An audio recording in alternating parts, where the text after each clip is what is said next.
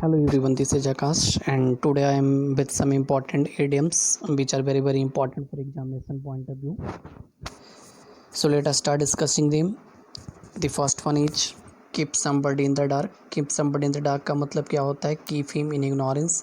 Keep him in ignorance का मतलब अगर आपसे कोई पूछता है तो ये हमेशा याद रखिएगा कि किसी भी बात को क्या करना, किसी से छिपा के रखना। ठीक है, keep somebody in the dark का मतलब क्या होता है? किसी बात को दूसरे से क्या करना, छिपा के रखना। ठीक है, इसके लिए मैंने एक एग्जांपल लिया, इसको ज़रा समझते हैं। देखिएगा, he kept everything in the dark about his marriage. इसका मतलब क्या निकलता है कि वो अपनी मैरिज की बात को दूसरे से क्या करता है, छिपा के रखता है, मतलब सब लोगों को धोखे में रखता है। ठीक है, तो आप हमेशा याद रखिएगा keep somebody in the dark का मतलब क्या होगा कि किसी भी मैटर को, किसी भी इंफॉर्मेशन को दूसरे से छिपा करके रखना, मतलब लोगों को एक तरह से धोखा में रखना। ठीक है, नेक्स्ट दूसरा देखते हैं। देखिएगा, waste one's breath talk in vain. Talk in vain का मतलब क्या होता है कि आप उस आदमी से बात कर रहे हो, उस पर्सन से बात कर रहे हो, उस बंदे से आप बात कर रहे हो जो आपकी बात का इम्पोर्टेंस नहीं देने वाला है। ठीक है, का इम्पोर्टेंस नहीं देने वाला है, इसका मतलब क्या होगा कि वो आपकी बात को सुनेगा तो ज़रूर, लेकिन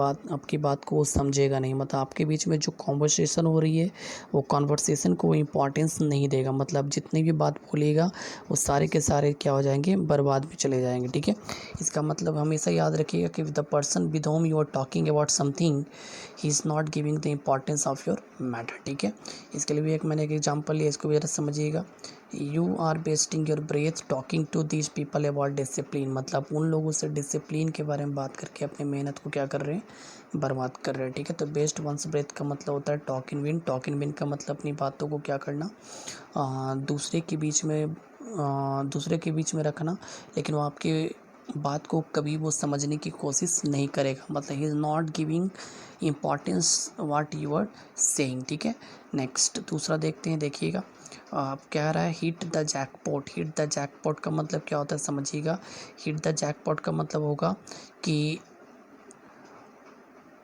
have a big success. Have a big success का मतलब क्या होता है, समझिएगा। हैव अ बिग सक्सेस का मतलब होगा यहाँ पे कि एक बहुत बड़ी सफलता आपको मिलना। बहुत बड़ी सफलता मिलने का मतलब क्या है कि आपने बहुत बड़ा चीज़ अचीव किया है। ठीक है, तो he hit the jackpot in gambling on Diwali. इसका मतलब क्या निकल रहा है कि वो दिवाली में गैम्बलिंग के मीडियम से वो बहुत बड़ा जैकपॉट उसे हासिल होता है, मतलब एक बहुत बड़ा लार्ज अमाउंट वो क्या करता है, जीत जाता है। ठीक है, तो by gambling he has won a lot of amount. ठीक है, तो हिट द जैकपॉट का मतलब होता है हैव बिग सक्सेस। एक बार डायरेक्टली याद रखिए, जैकपॉट का मतलब ही होता है एक बहुत बड़ा सक्सेस। ठीक है, नेक्स्ट एक और देखिएगा, फोर्थ में to all intents and purposes in all essential point. इसका मीनिंग होगा, इसका मतलब क्या निकलता है कि वो हर एक इंटेंट्स एंड पर्पस से क्या करता है, बात करता है। मतलब जितने भी इम्पोर्टेंट्स व्यूज होते हैं, जितने भी इम्पोर्टेंट पॉइंट्स होते हैं, उन सारे बातों को लेकर वो क्या करते हैं, इस मैटर पे डिस्कशन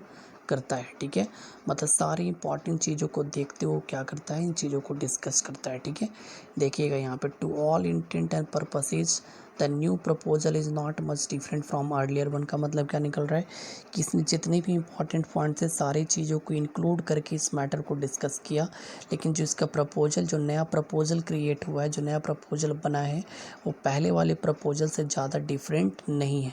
मतलब उसने जो भी मैटर फिर दोबारा डिस्कस किया, फिर से मैटर को रिव्यू किया, कुछ नई चीज़ों को इसमें ऐड किया, तो फिर भी क्या हुआ कि उनका जो पहले का जो प्रपोजल था, उससे ये जो नेक्स्ट प्रपोजल बना है, नया प्रपोजल जो बना है, वो पहले वाले से ज़्यादा डिफरेंट नहीं है। ठीक है, नेक्स्ट एक और देखते हैं हम लोग, समझिएगा यहाँ पे क्या होगा इसका मतलब।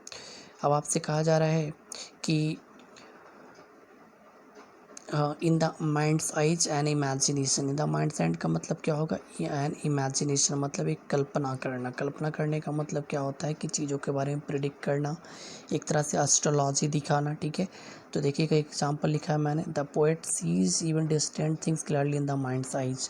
एक अच्छा जो पोएट होता है वो चीज़ों को क्या करता है, डिस्टेंट थिंग को भी वो क्या करता है, प्रिडिक्ट करके समझ लेता है। डिस्टेंट थिंग्स का मतलब कि जो चीज़ें वहाँ पे नहीं है, जो फ्यूचर में होने वाली उन चीज़ों के बारे में वो क्या करता है, पता कर लेता है। ठीक है, कैसे, तो एक इमेजिनेशन की हेल्प से। ठीक है, तो इन माइंड साइज का मतलब होता है N imagination.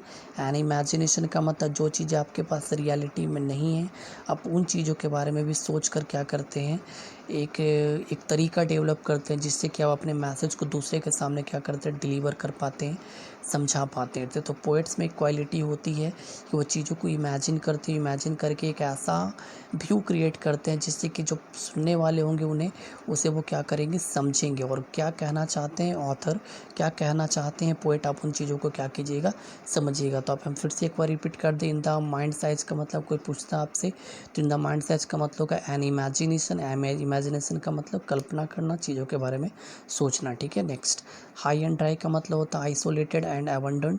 High and dry का मतलब होता है आइसोलेटेड, आइसोलेटेड का मतलब एकदम अकेला पड़ जाना, ठीक है। अकेला पड़ जाने का मतलब होता है कि जहाँ पे कोई भी आपको सपोर्ट करने वाले नहीं है, यू आर कम्प्लीटली अलोन, ठीक है। नेक्स्ट देखिएगा, इसके लिए मैंने एक एग्जांपल लिखा है, if you don't help us we shall be left high and dry. अगर आप हमारी मदद नहीं कीजिएगा तो हम लोग क्या हो जाएंगे, हाई एंड ड्राई हो जाएंगे। हाई एंड ड्राई का मतलब एकदम अकेले हो जाएंगे, जहाँ पे हमारी मदद करने वाला कोई नहीं होगा। अगर आप वहाँ पे आइसोलेट हो जाते हैं, means no one is supporting us, it means you are completely isolated there, ठीक है। नेक्स्ट, एट फर्स्ट हैंड का मतलब डायरेक्टली होता है। डायरेक्टली का मतलब वो यहाँ पे हो गया, हिंदी में अगर कहें तो प्रत्यक्ष रूप से, मतलब कहीं से कोई इन्फॉर्मेशन अगर निकलता है और ये डायरेक्टली आपको वहीं उसी सोर्स से मालूम चलता है, किसी दूसरे सोर्स से मालूम नहीं चलता है, ठीक है, तो डायरेक्टली कहा जाएगा। तो यहाँ पे एक एग्जांपल लिया मैंने कि we got this information at the first hand, मतलब ये इन्फॉर्मेशन डायरेक्टली हमें मालूम चला, किसी दूसरे सोर्स के मीडियम से मालूम नहीं चला है, ठीक है। नेक्स्ट देखिएगा ज़रा, हाई टाइम का मतलब होता है right time to do something. अब अगर आपसे कोई पूछता है कि हाई टाइम का मतलब क्या होगा, तो हाई टाइम का मतलब होता है किसी भी काम को करने का एकदम राइट टाइम, ठीक है। तो right time to do something is कह सकते हैं, we are talking about high time, ठीक है। तो किसी भी काम को करने का एक राइट टाइम होता है, अगर हम उसी टाइम पे अगर इसको प्रोसीड कर लेते हैं then definitely we will get success, ठीक है। तो इसके लिए भी मैंने एक एग्जांपल लिखा, it is high time you started studying. ये एकदम सही समय है, एक हाई टाइम है जिसमें आपने क्या किया, पढ़ना शुरू कर दिया, ठीक है। सीरियसली फॉर द एग्जामिनेशन, मतलब सीरियसली इस एग्जामिनेशन के लिए आपने एकदम राइट टाइम पे पढ़ना चालू कर दिया। It means if you have a very big dream तो then you should definitely start at a right high time. High time का मतलब आपको एकदम सही समय पर उसकी तैयारी करना स्टार्ट कर देना चाहिए, ठीक है। तो हाई टाइम का मतलब अगर कोई पूछता है तो right time to do something होगा, ठीक है। नेक्स्ट एक और देखते हैं, cut a sorry figure. Cut a sorry figure का मतलब make a poor impression. Make a poor impression का मतलब होगा कि आप एक अच्छा परफॉर्मेंस अपना नहीं दे पाते, अपना नेचुरल नहीं दे पाते हैं, ठीक है। फैक्टर बहुत सारे हो सकते हैं, हो सकता है कि आप हेजिटेशन फील कर रहे हो, वहाँ पे आप स्टेज पे गए और हेजिटेशन की वजह से या स्ट्रेंजर लोगों को देखकर आप बोल नहीं पाए, तो आपने अच्छा परफॉर्मेंस अपना दिया। अच्छा परफॉर्मेंस नहीं देने की वजह से आपका इंप्रेशन जो है वहाँ पे उस स्टेज पे, उस जगह पे अच्छा नहीं बन पाता। तो पुअर परफॉर्मेंस को ही हम लोग क्या कह सकते हैं, कट अ सॉरी फिगर भी कह सकते हैं, और इनडायरेक्टली इसको भी कह सकते हैं कि आपने एक अच्छा इंप्रेशन लोगों के बीच में नहीं बनाया, ठीक है। इसके लिए मैंने एक एग्जांपल लिखा है, he cut a sorry figure in his first appearance on the stage. वो स्टेज पे पहली बार जाता है और स्टेज पहली बार जाकर ही वो अच्छा इंप्रेशन लोगों के बीच में बना नहीं पाता है। तो कट अ सॉरी फिगर का मतलब क्या होगा, कट अ सॉरी फिगर का मतलब he hasn't given a very good performance, ठीक है। तो देखिए कि एग्जांपल मैंने ये लिखा, he cut a sorry figure in his first appearance on the stage, मतलब पहले ही स्टेज पे जाता है और स्टेज पे पहली बार जाकर ही वो लोगों के बीच में अच्छा इंप्रेशन नहीं बना पाता है, ठीक है। नेक्स्ट एक और देखते हैं, देखिएगा 10th में। अब यहाँ पे कहा जा रहा है आपको इन डीप वाटर। इन डीप वाटर्स का मतलब होता है in great trouble. In great trouble का अगर कोई आपसे मीनिंग पूछता है तो बहुत बड़ी मुसीबत में होना, एक बड़े बहुत प्रॉब्लम में फंस जाना, ठीक है। तो इन डीप वाटर्स का मतलब इन ग्रेट ट्रबल हो गया, इन ग्रेट ट्रबल का मतलब एक बहुत बड़ी समस्या, एक बहुत बड़ी मुसीबत में क्या करना, फंस जाना, ठीक है। तो इसके लिए भी मैंने एक एग्जांपल लिखा है, with such a big score against them India in deep waters, लिखा हुआ है कि हम कह दें कि दो टीम के बीच में अगर एक मैच हो रहा है, for example if you are talking about two different team that is Australia and India, and Australia had scored a lot, ठीक है, and now India has to chase. तो इंडिया क्या कर रहा है, उसे हो सकता है कि एक बहुत बड़ा प्रॉब्लम फेस करना पड़े उसे चेज करने में, ठीक है। तो एट अ टाइम जो इंडिया फेस करेगा वो कह सकते हैं कि वो डीप वाटर्स में, मतलब एक बहुत बड़े प्रॉब्लम में है, क्योंकि बहुत बड़ा स्कोर उसके सामने है। इसके अलावा ये भी हो सकता है कि आप एकदम कह सकते हैं कि पढ़ाई में डल स्टूडेंट है और आपका एक बहुत बड़ा ड्रीम है, मतलब इंटेंटिव है कि हम पढ़ेंगे और हम चीज़ को अचीव करेंगे, लेकिन आपका स्टडी बैकग्राउंड कह सकते हैं, एकेडमिक बैकग्राउंड उतना अच्छा नहीं है, तो फिर भी आप क्या कर रहे हैं, एक बहुत बड़ी प्रॉब्लम उससे निकलना है और चीज़ों को फाइट करके उससे जीतना है, ठीक है। तो आप हमेशा मोटिवेटेड फील करो, उसके लिए काम कीजिएगा। लेकिन द टाइम जिस समय आप उसने ऐसा सोचा, उस समय का जो टाइम आपके बीच ले रहे एक प्रॉब्लम भरा टाइम होगा, ठीक है।